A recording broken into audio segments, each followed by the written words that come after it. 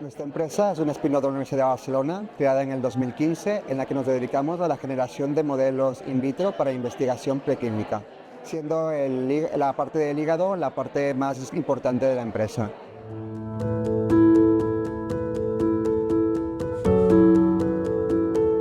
Actualmente la investigación con modelos in vitro es muy importante porque mimetiza el comportamiento de fármacos.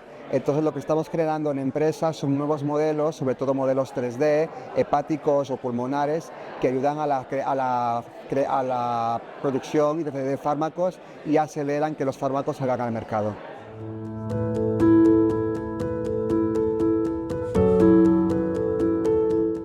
Te puedo decir que como spin-off, empezando con una persona, hemos aprendido muchísimo, sobre todo hemos aprendido que el talento de las personas es muy importante, contar con personas de calidad hace que tu empresa crezca.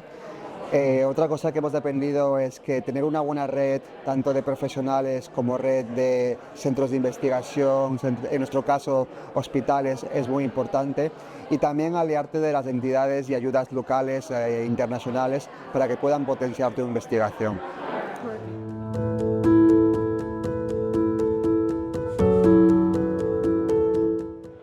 Agradecemos al Parque Científico por acogernos desde su creación, desde la creación de la empresa en el 2015.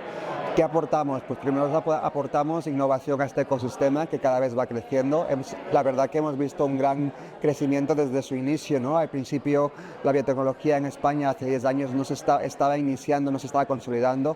Cada vez vemos más empresas que utilizan nuestros modelos, cada vez hay más sinergias locales con gente del Parc Scientific. Antes teníamos que enviar nuestros modelos a Suiza, a Estados Unidos, a Japón, pero ahora lo que vemos es que el nicho se está focalizando y se está haciendo internamente. Además de ello, colaboramos en muchos proyectos europeos con instituciones del Parc Scientific, lo que fomenta la colaboración interna y la cohesión entre el ecosistema del Parc Scientific y el catalán específicamente.